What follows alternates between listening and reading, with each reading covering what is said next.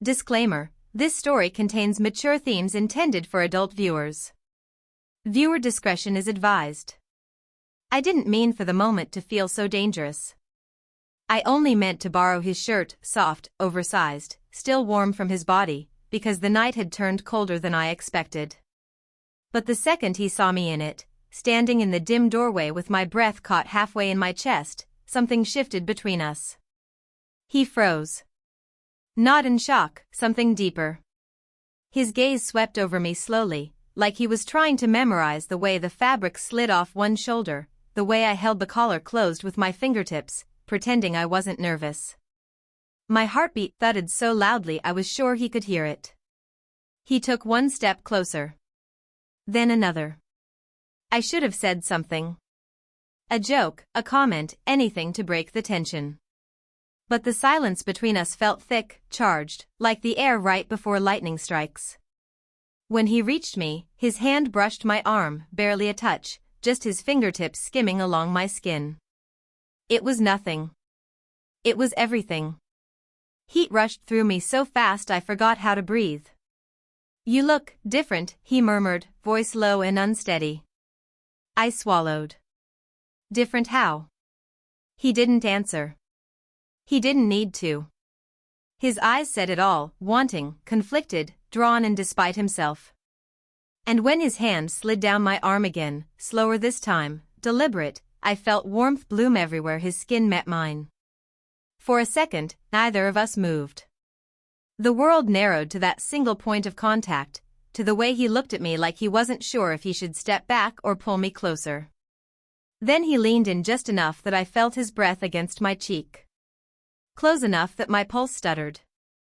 Close enough that I really knew, this moment was about to shift into something neither of us could take back. And right as I whispered his name, trying to steady myself, the door behind us creaked. Someone was there. And everything we were about to do froze. To see what happens next, watch the full video, link in the description. The moment the door creaked, we both stepped apart, fast, guilty, like we'd been caught doing something neither of us could explain. But even with the space between us, the air still felt thick with everything we almost let happen. I turned away first. I always do.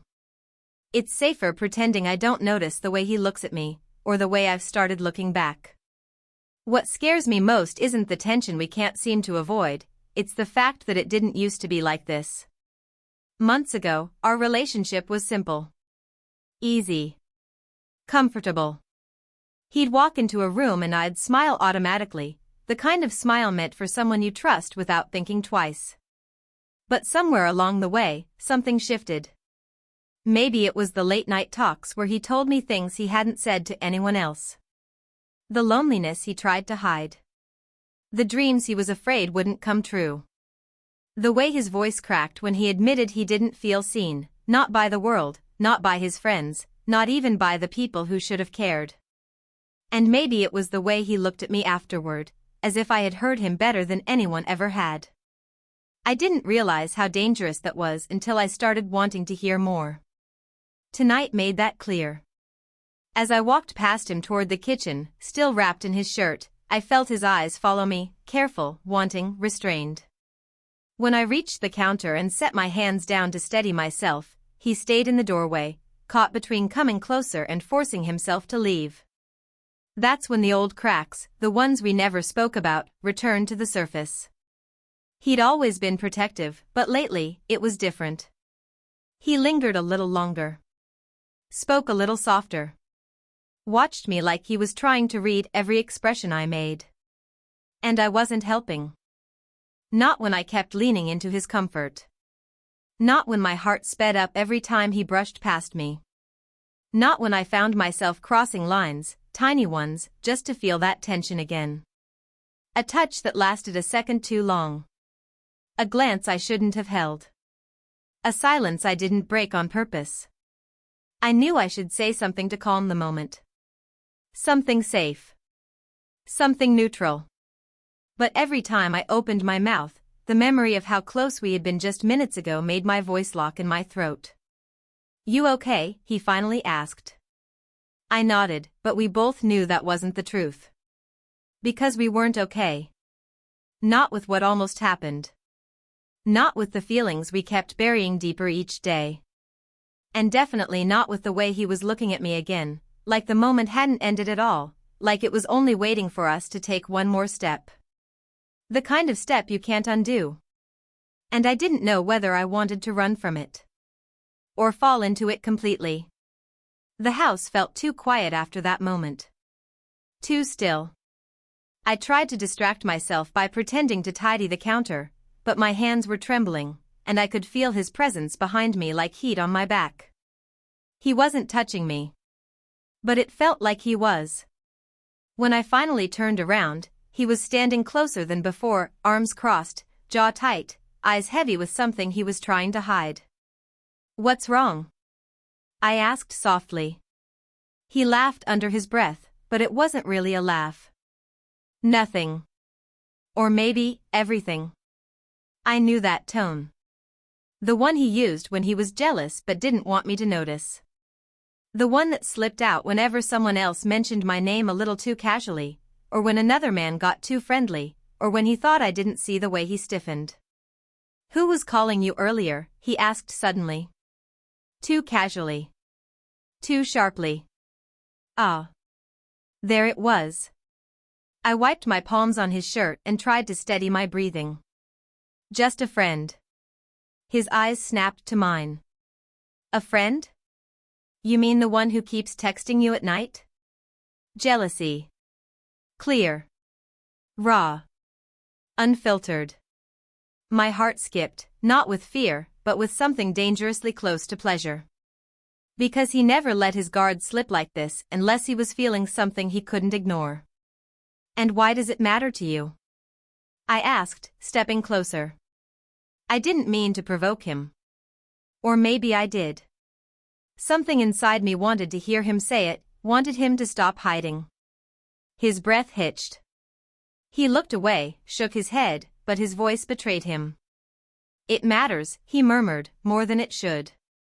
That admission hit harder than a touch. I reached out instinctively, fingers brushing his wrist, barely a whisper against his skin. He inhaled sharply, like the small contact unraveled whatever control he had left. His hand turned, capturing mine before I could pull back. We stood there, breathing too fast, too close, our hands tangled in a way that felt far more intimate than it should have. "Tell me," I whispered, "why it matters." He stepped forward, closing the last inches between us. His voice was low, tense, trembling with the truth he'd been swallowing for months. "Because I don't want anyone else looking at you the way I do." The words hung in the air, dangerous, fragile, and impossible to take back. And in that split second, I knew. We were closer to breaking than ever before. The storm started just before sunset, trapping us inside with nothing but flickering lights and too many unspoken things between us. Rain hammered against the windows, wind shaking the house, but the real storm was the one we'd been avoiding for far too long. He stopped in the doorway of the small guest room where I was failing, to keep myself busy. His shirt still hung from my frame, loose, slipping off my shoulder as I reached to pull the curtains shut. "You're still wearing that," he said quietly. I froze. The way he said it, it wasn't a question. It was an admission. A confession he didn't know how to finish. "I didn't realize it mattered," I said, though my pulse betrayed me. "It does," he answered, stepping inside and closing the door behind him. The soft click echoed louder than thunder. We were alone. Completely. Dangerously. The room suddenly felt smaller, warmer, charged with the same electricity crackling in the air outside. He moved closer, not touching me, but close enough that the heat of his body reached mine.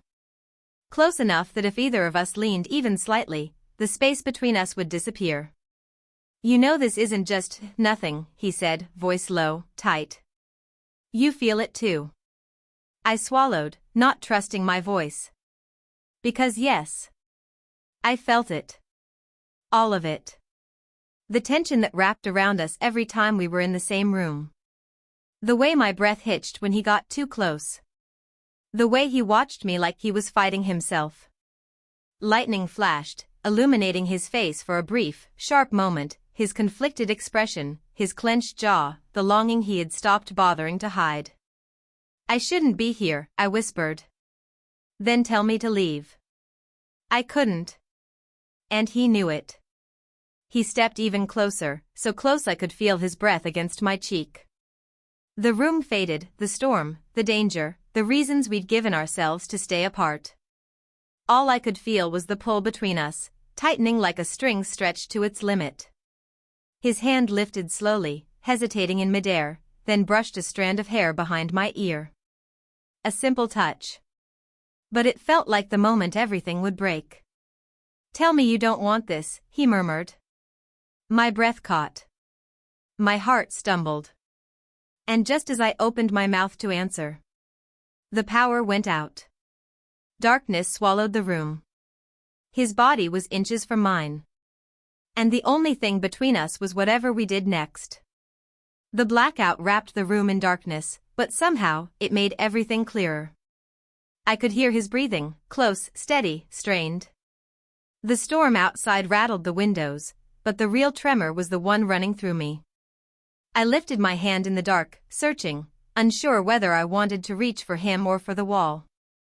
My fingertips brushed his chest. Just barely. He inhaled sharply, and even though I couldn't see him, I felt his entire body tense, not in fear, but in the kind of emotion someone can't hide anymore. Then the hallway light flickered on for a split second, enough to reveal the truth written on his face. Something was breaking inside him. "I can't keep pretending," he whispered. The words struck me like a jolt. "Pretending what?" "That I don't feel something for you that I shouldn't." My heart stopped. The storm, the dark room, the closeness, it all built to this moment. The confession he had been holding back for months.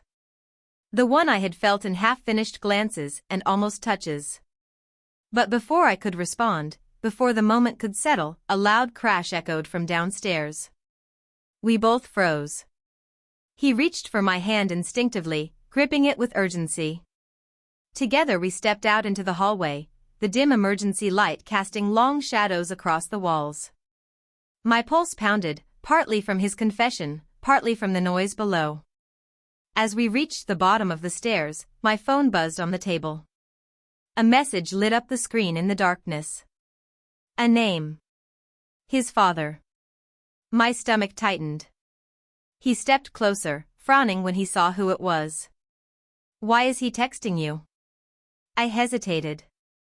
"He wanted to talk. Earlier." His expression changed instantly, shock, anger, betrayal all crashing into one. "Talk? About what?" I opened my mouth, but no words came. Because I knew what his father wanted.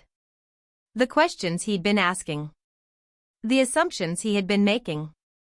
The boundaries he thought he could force. "You didn't tell me," he said softly, trembling with emotion he could barely control. "He's been making you uncomfortable, hasn't he?" The light flickered again, illuminating us both, his eyes darker than any storm, mine wide with the fear of a truth I had avoided. "I thought I could handle it," I whispered. His jaw clenched. "He knew how I felt about you, and he still." He stopped himself, breathing hard. This wasn't attraction anymore. This was something deeper, riskier, more consuming. He stepped toward me, voice low, raw, breaking. "I should have protected you. I should have known." Lightning flashed outside, and for a split second, the distance between us vanished. His hand almost touched my cheek, almost, but he stopped himself at the last second, shaking with the force of everything he wanted to say. "What did he tell you?" he whispered. I swallowed. And before I could answer, the front door swung open. A silhouette stood there. The storm had quieted outside, but inside the house, the tension was louder than thunder. He stood slightly in front of me, shoulders squared, jaw set, as his father stepped fully into the doorway. Rainwater dripped from his coat, leaving a small dark trail across the floor. His eyes darted between us, sharp, accusing, already assuming the worst. "What's going on here?" he demanded. I swallowed hard. The young man beside me didn't flinch. For the first time, he looked unafraid to stand his ground, even if it meant standing against his own blood. "You shouldn't be here," he said firmly. His father scoffed. "I texted her because you clearly can't control yourself. Someone had to look out for her." The words hit him like a slap. I saw his fists clench at his sides, saw the hurt flicker in his eyes before anger took its place. "Look out for her," he said, voice trembling. "You've been cornering her. Pressuring her. Making her uncomfortable. And you knew it." His father's face stiffened. "She never said that. Because she was scared you'd twist it back on her." His voice cracked, raw, unfiltered. "Just like you're doing now." I took a shaky breath. It was time, past time, to stop running from the truth. "He's right," I said softly. Both men turned toward me. One in shock. One in disbelief. "You came to me earlier," I continued, "asking questions you had no right to ask, assuming things that weren't true, making it sound like I owed you an explanation for my choices." My voice steadied. I didn't tell him because I knew it would create this. His father stepped forward. "So you're choosing him? A boy?" The young man took a quick, protective step closer to me. "Don't talk to her like that." "Oh, so you think you're a man now," his father shot back. "You think you understand responsibility? You think you understand what she needs?" He didn't yell. He didn't break. He simply lifted his head and said, with a quiet strength that surprised even me, "I understand that she deserves respect. And I won't let you be the reason she feels afraid in her own home." Silence followed. Heavy. Final. His father stared at him, stunned. And for the first time, I saw something crack behind his anger. Pride? Regret? Or simply the pain of realizing he no longer had control. "We're done talking tonight," the young man said. "Leave." His father hesitated, then stepped back, defeated by a truth he could no longer argue with. When the door finally closed behind him, the house went still again. I exhaled shakily. He turned to me instantly, worry replacing anger in his eyes. "Are you okay?" I nodded, barely. "That was risky," I whispered. He stepped closer, voice low but steady. "You're worth every risk." And even though the conflict had ended, the tension between us hadn't. Not even close. The house felt strangely quiet after his father left, like the walls were finally allowed to breathe again. The storm had softened outside, rain turning into a slow drizzle, and the air inside was warm with the kind of relief that only comes after a battle you didn't expect to fight. He closed the door gently and leaned against it, exhaling a breath he'd been holding for far too long. I watched him silently, his shoulders rising and falling, his jaw still tense, his eyes flickering with emotions he didn't know how to hide anymore. "You didn't have to do that," I whispered. He pushed off the door and walked slowly toward me. "I did. You shouldn't have been facing any of that alone." His voice had none of the anger from earlier. It was softer now. Steady. Honest.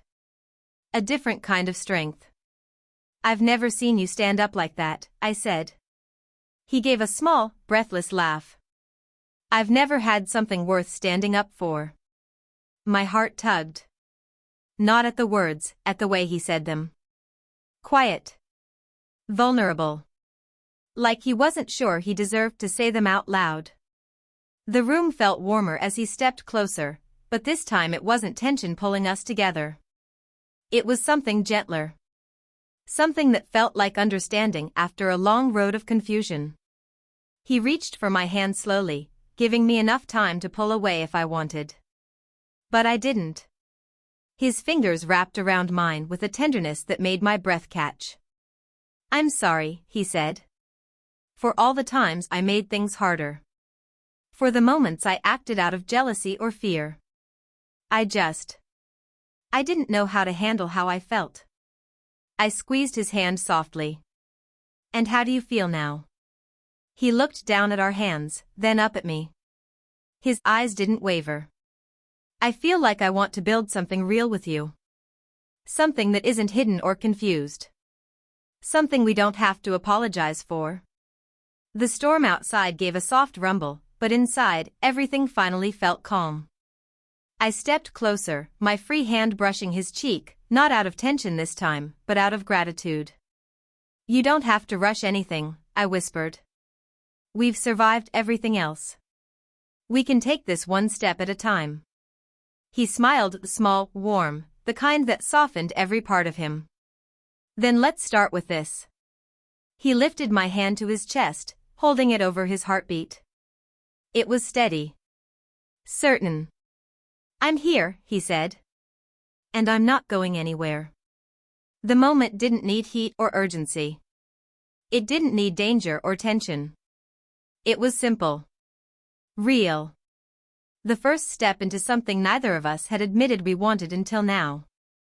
As the lights flickered back on, bathing us in warm gold, his forehead rested gently against mine, soft, trusting, the kind of closeness that wasn't forbidden anymore.